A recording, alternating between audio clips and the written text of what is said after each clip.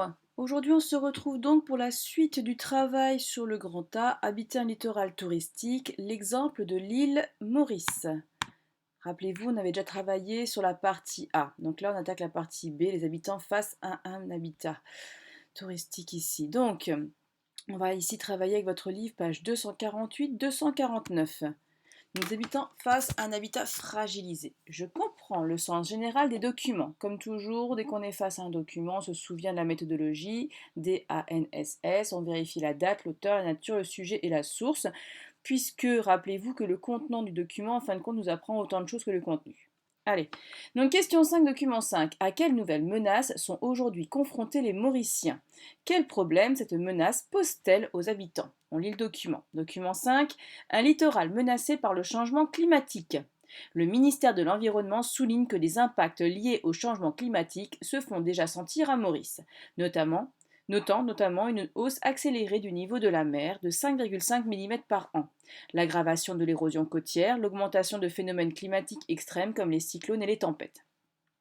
Suite aux marées de tempête ou à la montée du niveau de la mer du fait des inondations, les éléments suivants sont identifiés à risque: 19 à 30 km² de terres agricoles, 5 à 70 mètres carrés d'endroits bâtis, 2,4 à 3 km d'autoroute, 8 à 19 km de routes principales et 68 à 109 km de routes secondaires. COP 21, changement climatique, les enjeux pour Maurice. Le Mauricien, 2 décembre 2015. Alors, d'après ce document, à quelles nouvelles menaces sont aujourd'hui confrontés les Mauriciens et quels problèmes cette menace pose-t-elle aux habitants? Donc d'abord, on répondra à la première partie de la question et ensuite à la suite. Donc tout d'abord, en effet, on voit que la nouvelle menace, vous voyez que c'est au singulier dans la question, donc on ne se demande qu'une seule, c'est bien le changement climatique. Et qu'est-ce que cela pose comme problème? On voit ici que ce changement climatique entraîne des aggravations de l'érosion côtière, de l'augmentation de phénomènes climatiques extrêmes comme des cyclones et des tempêtes qui sont du coup beaucoup plus nombreuses. Voilà. Donc aujourd'hui, les Mauriciens sont confrontés à des menaces climatiques: hausse du niveau de la mer, érosion, augmentation de phénomènes climatiques extrêmes, cyclones, tempêtes, inondations, qui mettent donc en danger bien entendu leurs infrastructures, leurs ressources et donc bien entendu leur vie. Rappelez-vous, les infrastructures, c'est tout ce qu'il y a autour de nous, les routes, les maisons, les magasins, etc., etc. Dans infrastructure, vous avez structure et infra, donc autour de nous, ce dont on a besoin pour vivre.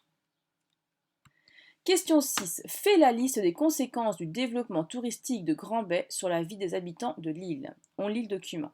Document 8. Grand Bay, un village transformé par le tourisme.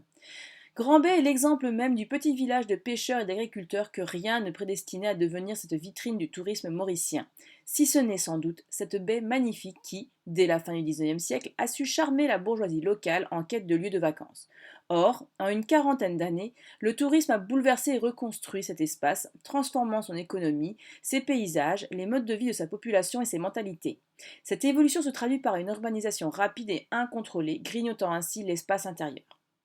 Donc là, on vous demande de faire une liste des conséquences. Donc c'est bien au pluriel, donc c'est-à-dire qu'on vous en amène plusieurs dans le document. Donc on va du coup les citer. Elles sont principalement cette partie-là du document.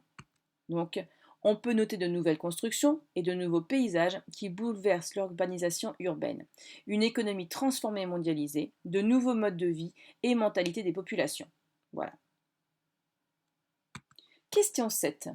Quelles solutions sont mises en œuvre par les habitants pour assurer un développement durable du littoral? Regardez bien. Le document 6, vous avez donc une photographie qui nous montre la reconstitution de la mangrove littorale en 2014. Certains villages côtiers font l'objet en effet de fortes houles et de raz-de-marée en raison du changement climatique. Pour protéger le littoral, il est donc nécessaire de reconstituer la mangrove. C'est ce que font les habitants de Grand Sable et Quatre Sœurs. Donc la mangrove, c'est une plante en fait qui retient les sols et qui permet du coup, ou qui plutôt évite que lors de raz de marée, ces derniers détruisent tout. Voilà, donc ce qu'on marque ici dans l'info, la mangrove est une forêt adaptée au milieu marin qui se développe sur les littoraux tropicaux. Elle peut atteindre 8 mètres de hauteur, accueille une faune très riche et protège les littoraux contre les inondations et l'érosion. Document 7. Des mesures pour un tourisme durable, donc pour un écotourisme, un tourisme qui n'est pas là pour détruire en fin de compte toute l'île Maurice.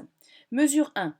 Tourisme et accessibilité. Favoriser l'accès aux vacances pour tous en développant l'accessibilité des aménagements touristiques, les hôtels et les plages. Mesure numéro 2, tourisme et environnement. Soutenir le développement des offres touristiques liées aux déplacements moins polluants, cyclotourisme, randonnée, etc. Mesure numéro 3, tourisme et économie. Maintenir et développer l'emploi touristique local, soutenir la création d'entreprises touristiques qui utilisent les ressources locales et respectent les principes du développement durable. Créer une bourse nationale pour les projets innovants valorisant le patrimoine local. Alors, d'après ces deux documents, quelles solutions sont mises en œuvre par les habitants pour assurer un développement durable du littoral? Donc on voit différentes solutions ici. Donc en effet, pour assurer un développement durable du littoral, les communes essayent de reconstituer la faune, comme la mangrove ici, pour protéger le littoral de l'érosion. L'écotourisme et une meilleure répartition des coûts et des gains essayent également de favoriser la sensibilisation face au respect de l'environnement. En effet, ici, tout le monde doit participer justement à la protection de cet environnement, aussi bien les personnes qui vivent là que les personnes qui sont là ponctuellement comme les touristes. Bilan. Suite du bilan, rappelez-vous, on avait déjà commencé à compléter les trois premières parties, trois premiers carrés. Il nous reste donc le dernier et la moitié de l'avant-dernier. Donc habiter le littoral de l'île Maurice, c'est aussi quoi? Aménager et transformer l'espace. Préserver et protéger un espace menacé. Donc en effet, on a vu des changements climatiques qui menacent le littoral de l'érosion. Également des populations qui s'investissent pour reconstituer la flore du littoral par la réintégration de la mangrove. Limiter l'érosion par des actions locales de chacun. Mettre en place un écotourisme plus raisonné et responsable, des littoraux de plus en plus habités et reliés à leur pays intérieur, des espaces qui se reconstruisent pour répondre aux demandes de toutes les populations, une urbanisation rapide pour répondre aux nouveaux besoins, et enfin un tourisme qui modifie et fragilise les milieux qu'il faut donc mieux encadrer. Voilà, donc vous avez bien compris, habiter le littoral de l'île Maurice, c'est bien quatre choses. C'est vivre dans un espace de forte densité, pratiquer les activités, aménager et transformer l'espace, préserver, protéger un espace menacé. Donc en fin de compte là, qu'est-ce qu'on a fait? On a fait encore une fois un schéma chorématique qui résume tout ce qu'on a appris sur justement comment habiter une île. Trace écrite. Donc, à partir du 19e siècle, le tourisme balnéaire est devenu la première forme de tourisme. Il se développe en même temps que les moyens de transport. Les pays au climat attractif ont aménagé leurs côtes pour accueillir les touristes. L'amélioration du niveau de vie, l'allongement des vacances, des progrès dans le moyen de transport, l'avion, le chemin de fer, les bateaux de croisière, etc., et la diminution du coût du transport ont permis le développement du tourisme. Les littoraux peuvent aussi avoir d'autres activités, comme la pêche. C'est une activité ancienne. Des villages de pêcheurs se sont installés en bordure de mer et leurs activités se sont diversifiées. Des marais salants, l'ostréiculture, donc la culture des huîtres, et maintenant l'aquaculture. Les activités industrielles. Les industries se localisent de plus en plus dans les ports. Elles utilisent les matières premières et les sources d'énergie importées. Définition à connaître maintenant. Vous devez compléter les premières définitions dans votre fichier. Donc tourisme balnéaire, tourisme lié aux activités du bord de mer. Industrie, c'est l'ensemble des activités humaines tournées vers la production de biens. Une matière première, c'est quoi? C'est un produit brut destiné à être transformé par l'industrie, comme le fer ou le bois. Importer, ça veut dire acheter à l'étranger, faire venir chez nous, donc à l'intérieur de chez nous. Exporter, on va sortir du pays des choses, donc on va aller à l'extérieur du pays, donc c'est vendre à l'étranger. Littoralisation, tendance à la concentration des hommes et des activités sur le littoral. Érosion côtière, donc dans votre livre. Destruction des terres en contact avec la mer par des phénomènes naturels comme les vagues, le courant, le vent, et ou d'origine humaine, à cause des constructions que l'on a fait, des aménagements. L'érosion côtière se traduit donc par un recul du littoral. Tourisme durable, tourisme qui respecte, préserve et met durablement en valeur les ressources d'un territoire pour les touristes et bien entendu pour les locaux aussi. Voilà, on s'arrête ici, d'accord? Pour le prochain cours, vous regarderez cette vidéo-là, je vous mettrai le lien comme toujours au prochain cours. Allez, bon travail tout le monde!